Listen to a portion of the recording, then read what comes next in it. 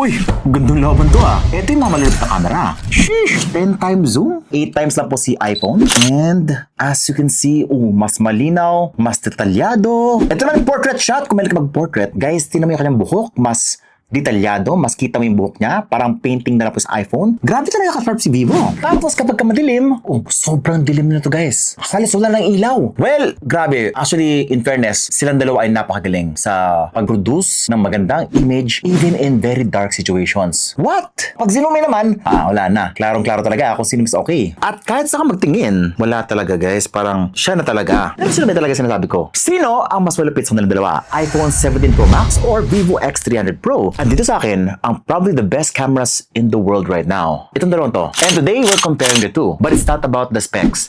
Nor is it about the brand loyalty. It is about which phone delivers the better picture. Alam natin kung sino mas maganda. Abang sabihin, sino watching Unbox Diaries.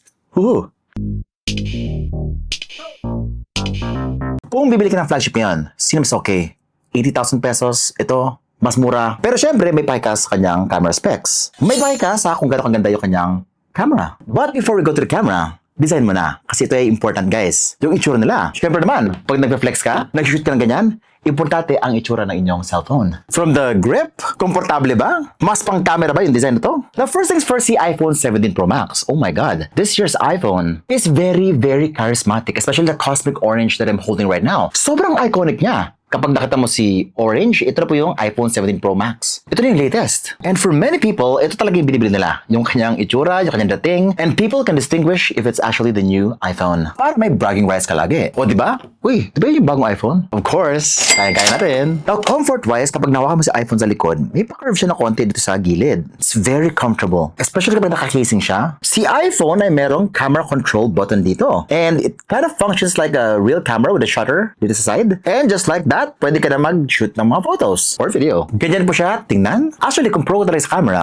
you would want to use the shutter button at the side all the time or camera control button. Also, this year, medyo iba na talaga yung itsura ni iPhone. Hindi na po siya yung parang ganito yung itsura. Medyo nag-extendable yung kanyang camera module at the side kasi mas marami ito nilagay dito na component sa loob. Kaya ganyan po siya, kahaba na ngayon at kakapal. At medyo may bigat. Siyempre, Pro Max to. Medyo may bigat din to. Pretty much the same na yung weight nila. Now, si Vivo X300 Pro, talagang pro na pro ang kanyang itsura. The moment na mahawakan mo siya, the first glance pa lang sa phone na to, it kind of looks and feels like a real camera phone. Ayun o, parang ito po yung itsura ng real camera, a mirrorless camera. Ayan, and ito na ba yung Vivo X300 Pro. So, meron siya malaking lens dito, sa gitna, or sa dito banda. Ito po yung itsura niya with the photographer kit. Yes, meron pong binibenta si Vivo na separate na photographer's kit, which you can equip this phone with a much more professional telephoto lens like ito, yung kanyang telephoto extender. Tapos meron pa siyang casing na kahawig ng camera body with a handle at the side. At may strap pa from PGY Tech. And oh my God, isn't that an amazing looking phone or camera? Yes, phone po yan na may camera or camera na may konting phone. Doon din ako nalilito. But that is actually very niche na.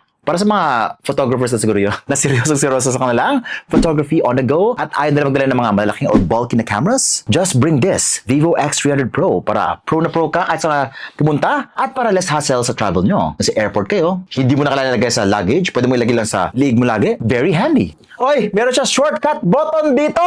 Oy, grabe! Para hindi ka malito pagka lumipad ka dito.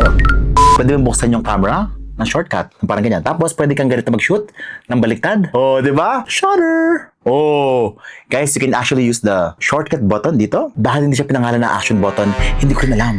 Tapos, yung dynamic island niya, origin island din yung pangalan. So, hindi ko rin alam kung bakit ganun. Na bago tayo pumunta sa camera niya, display muna tayo. Kasi ito, yung kanyang viewfinder. Siyempre naman, kailangan bright yung display mo. Kapag nasa labas ka, masyado malakas yung sikat ng araw, baka dim yung display mo, hindi mo na makita yung pangyayari. Hindi mo na makita yung pipicturean mo. So, parehas po sila naka LTPO AMOLED display or OLED display.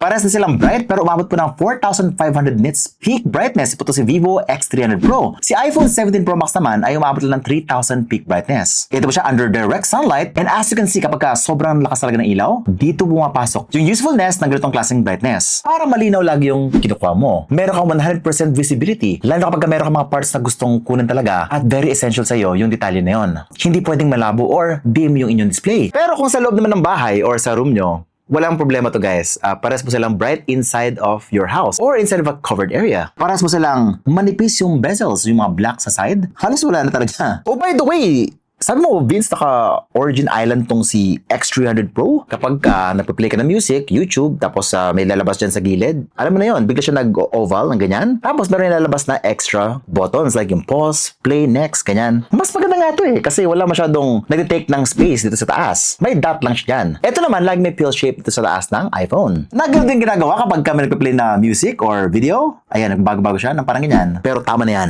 Dito na tayo sa kanyang camera. This is what I call the ultimate matchup. Ang labanan ng mga malalakas. Bawal mahina dito. Paano na sabi malakas? Ito pang malakas yung specs nila. Una-una, si iPhone ay halos lahat 48MP. 48MP main camera, 48MP telephoto camera, 48MP ultra-wide angle camera, at meron pa siyang 18MP selfie camera. Kaya lang si Vivo naman ay mas mataas sa kanyang MP. Meron siyang 50MP rear camera, 50MP Zeiss ultra-wide angle camera, tapos meron pa siyang 200MP Zeiss Apo telephoto camera. Guys, branded yung kanyang lens. Dax din yung kanyang selfie camera, 50 megapixel selfie. Tira mo to aside from sa kanyang malaking megapixel, meron pa siya mga Apo Zeiss telephoto camera, T-Star coating Zeiss branded lens, gimbal-like stabilization. Grabe, binuhusan na lang specs to. Pero syempre specs lang yan.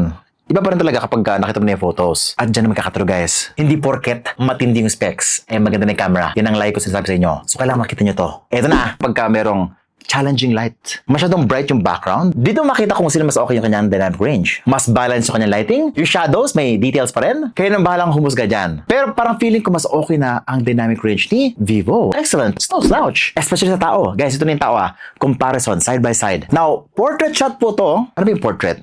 Kapag kasi sinabing portrait, ito po yung madalas ginagamit natin na zoomed in, no? Times 2, times 3, times 4 para mas tight yung shot. Hindi po siya wide tingnan. Ito yung ginagamit sa mga studio para mas mukhang professional ang inyong itsura na may magandang background blur. And as you can see, matindi. Matindi yung dalawa. Now, ang nagugustuhan ko kay Vivo is magaling siya kumuha ng mga skin tones ng mga tao. Si iPhone is very realistic. Kung medyo dugyot ka in person, lalabas talaga dito. And si Vivo naman, hindi mo na kaya mag-blush on, mag-refresh. Guys, ayun na. Lagi kang fresh dito. Ewan ko ba, parang laging malinis, laging smooth ang itsura ko sa Vivo. Especially on the video. And as you can see, guys, tignan mo to dami kong freckles, ang dami kong imperfections dito sa iPhone. But here on the Vivo, di ba? Mas maganda ang skin ko dito. Mas okay. Parang reddish ko dito. Parang orange na yung mukha ko sa iPhone. And here, parang tao talaga ako dito. Sistahin.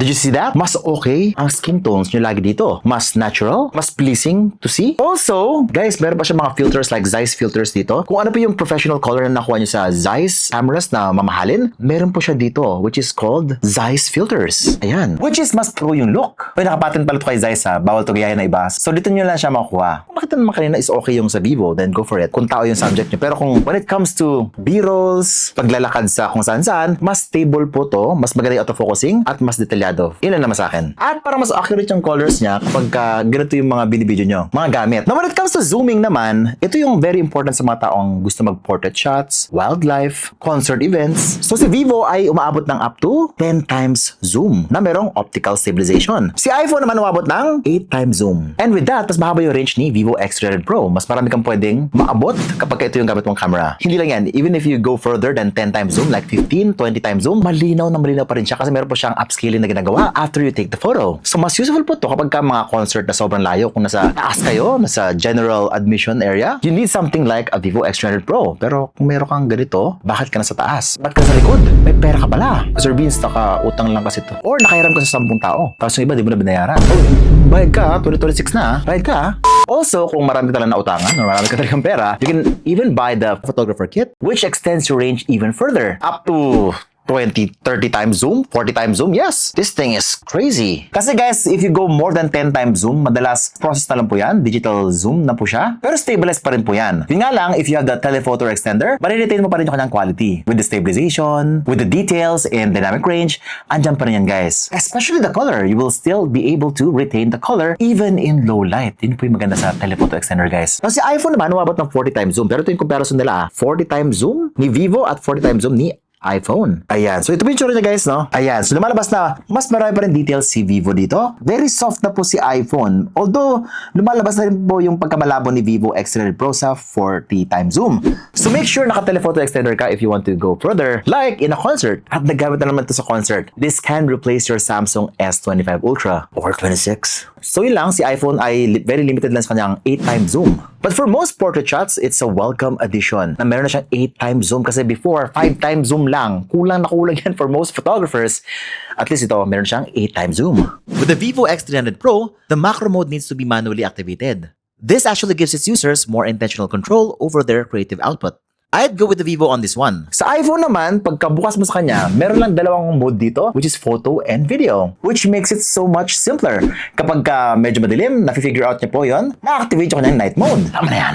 Siguro ito yung pinaka-tiebreaker ng dalawa, which is low light. Kapag sinabing low light, dito na nanginginig yung mga smartphones. Dahil maliit na lang sensor, kailangan na mag-compensate somewhere else. Kailangan mas matindi yung kanyang software, mas matindi yung kanyang sensor, mas matindi yung kanyang chipset para mas magaling siya mag-process ng low light at mas marami siyang mabigay sa'yo na details. Now, sa low light, syempre, dito po nakita natin na, with the absence of light, as in completely dark, lamang na lamang po si Vivo dito. So kung wala talagang ilaw, alam na alam mo sa sarili mo na maasahan talaga si Vivo. Although maasahan mo rin si iPhone, yun nga lang, medyo malabo na siya konti. Talagang, pag zinumin mo, medyo malabo. Oh, by the way, umaabot po ng 8K itong si Vivo na may Dolby Vision pa. Yun nga lang yung kanyang stabilization guys, yung EIS niya hanggang 2.8K lang, 30 frames per second. May Dolby Vision naman din to, itong si iPhone 17 Pro Max. Yun nga lang siya 8K.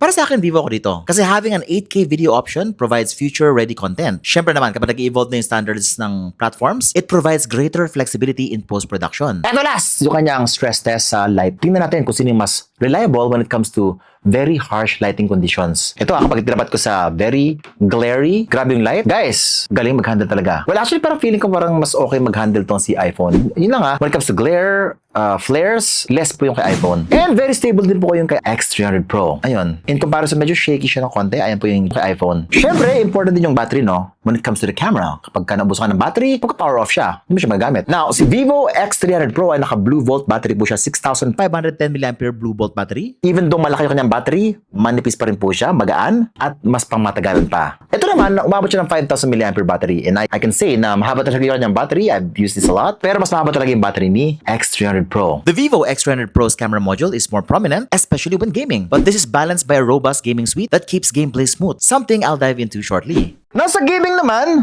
na syempre pwede bang walang gaming? Ito may gaming tayo guys. Antutu benchmark. So the Apple iPhone 17 Pro Max has the brand new Apple A19 Pro chip. Ito po na Antutu benchmark. Ayan na, so 2 million plus points and versus 3.4 million points kay Vivo X300 Pro. That is fast. Napakabilis, napaka-fast. Now kung Facebook na naman, YouTube, o home screen, wala ka ng problema dyan. Pares po sila mabilis, wala ka ng problema dyan. Yun nga lang, kapag games na, ito lang po yun. Now both are offering topmost optimization. Kompleto yung settings. Halos lahat. Mobile Legends, wala talagang problema guys. Talagang smooth na smooth for both phones. Ito po yung kanilang settings. Ikaw na bahala kung ano na lang gusto mo dyan. Wala na problema sa frame drops. Sa pag-init sa Mobile Legends, wala na po yan guys. Not unless na hapon, mainit sa lugar nyo, doon na po sila iinit or sinacharge mo siya, doon na po siya iinit. Or magkaka-frame drops. Pero konting-konti lang. Kompleto rin yung settings for both phones and wala rin problema nito guys. Ito rin yung Code M. Again, wala rin problema. CCU lang yung Code M for both of these phones. And lastly, sa Genshin Impact, ito po yung itsura niya. Although si Vivo ay wala pang 120 FPS sa Genshin Impact, Android phones in general have yet to develop this kind of setting. Yes, wala po sa Android ng ganyang setting. Kay Apple lang po yan. Kay iOS. By the way, meron palang gaming suite tong si Vivo, which allows you to turn off notifications and reduce distractions, background calls, or call handling without breaking gameplay. May picture-in-picture support for quick checks while staying in game. Meron siyang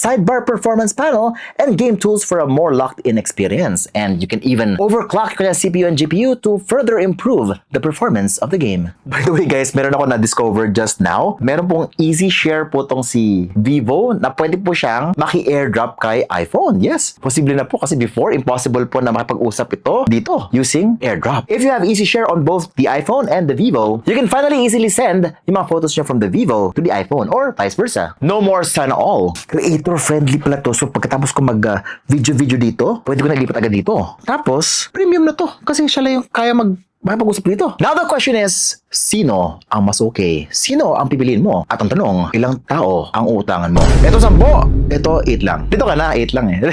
Ilang friendship mo ang madidestroy? Gawa ka na lang bago. Isa lang masabi ko dyan. Kaibigan, ang buhay ay maraming kaibigan. Gamitin ang black button. Block mo na yan. Block mo na yan, hanap ko na iba. Ang kaibigan, madaling palitan. So yan, sino mas maganda? Na in terms of overall package talaga, si Vivo, zoom range, skin tone, video siguro the same, battery life, yung display, mas bright, gaming, mas mabilis, at may easy share na. At mas mura pa. So pinaglaban ko po sila ngayong araw, pero actually, in reality, ito po yung gamit ko daily. Kasi for me, hindi po perfect si iPhone. Kung gusto ko ng more range, mas maganda yung skin ko, ito po yung dinadala ko when I travel. Or kung kailangan ko talagang pogi lang ako lagi, dito guys, ito yun. Pero kapag nag-business ako, ito po yung gamit ko. Kasi dito na po yung lahat ng mga files ko from before, sa past pa, using the iCloud. Medyo matagal na po ako sa Apple ecosystem. Kaya parang ang hirap umalis. Pero when it comes to camera, sa battery life, sa gaming, parang mas okay to. Well, at least dun sa kanyang game panel kasi nga mas marami kang pwedeng magawa doon, mas maraming customization, and hindi po siya closed system like Apple. So marami kang pwedeng gawin na power moves. Or kung power user ka,